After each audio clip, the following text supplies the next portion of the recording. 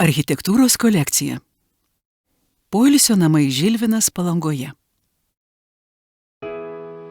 Palangos miesto centrinėje dalyje, vos 200 metrų nutolęs nuo Baltijos jūros, pušų apsuptyje stovi viešbutis Žilvinas. Ši gausiai apželdinta teritorija formavosi ir vystėsi kaip kurortinė zona, o jos urbanistinė struktūra pradėjo formuotis tik paskutiniajame XIX amžiaus dešimtmetyje. Sovietmečiu, 7–9 dešimtmetyje Palanga diktavo architektūros madas visai Lietuvai ir už jos ribų. Vienas reprezentatyviausių sovietinės Palangos kurortinės paskirties objektų – poilsio namai Žilvinas. Pastatyti kaip valstybinis žinybinis objektas, skirtas valdžios atstovų, vadinamosios partinės nomenklatūros poilsiui. Žilvino statyba baigta 1969 metais. Projektų architektas Algimantas Lieckas, konstruktorius Kęstutis Augustinas. Statinio išskirtinumas siejamas ne su puošnumu ar monumentaliu masteliu, bet originalia architektūra. Forma primena organišką medžio struktūrą ir nevaržomai, tarsi įsišakoja viršuje. Taip sukuriamas pastato skulptūros įvaizdis.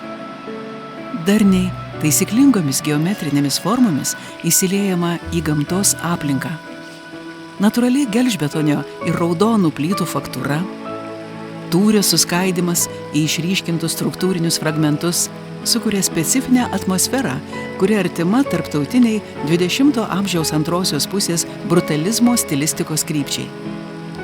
Pakibęs virš žemės, su neregėto dydžio konsolėmis ir atstumais tarp atramų, brutalių, mūsuose dar neįprastų betoninių paviršių fasadų, rodos turinčių savo mase prislėgti, pastatas plevena erdvėje, atskirais fragmentais atidengdamas vis kitokias gamtos ir architektūros sąveikos kompozicijas. 2 aukštų tūris pakeltas, pirmame aukšte paliekant tik laiptinių holus. Tokiu būdu buvo siekiama dalį sklypo skirti viešam naudojimui, paliekant didesnį kiemą, kurio erdvę svečių namai formuoja kartu su sklype esančiu prekybos paskirties pastatu.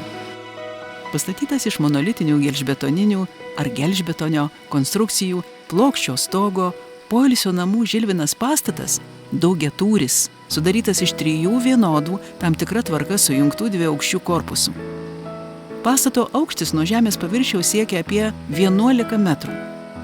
Pirmąjį aukštą sudaro 3 atskirai stovinčios 6,35 prie 6,35 metrų dydžio kvadratinio plano laiptinės su stiklinėmis atitvaromis tarp kampuose išdėstytų 2,1 prie 9,1 metro skerspjūvių kolonų.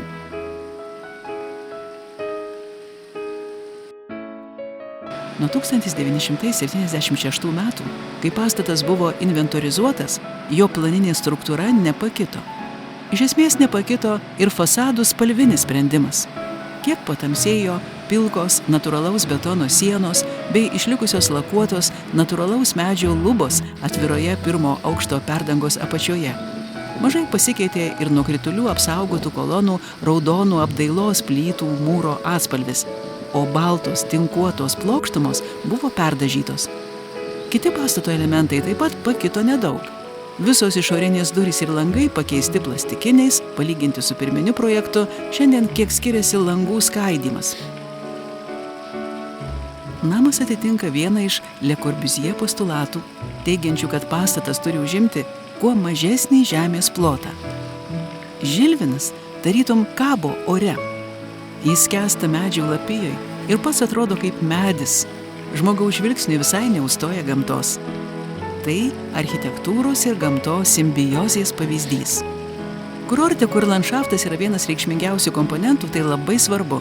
Dar 1981 metais taip poilsio namus apibūdino Palangos miesto vyriausiasis architektas Leonas Mardosas. Suprojektuotas sovietmečiu, Lietuvoje šis pastatas yra unikalus tiek savo architektūrinę formą, tiek konstrukciniu sprendimu, bei itin žavi subtiliu santykiu su gamta.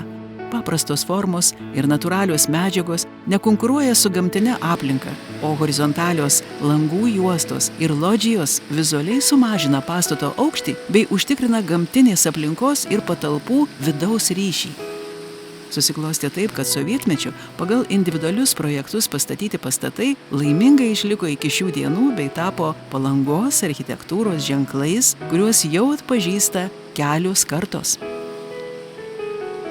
Į kultūros paveldo registrą įrašytas viešbutis Žilvinas vienas iš pastatų, kuriuos būtina išsaugoti, kaip puikiai atspindinčius savo laikmečio architektūros tradicijas bei stilių, atskleidžiančius architektų meistriškumą, pritaikant sprendimus ypatingai kurortiniai vietoviai.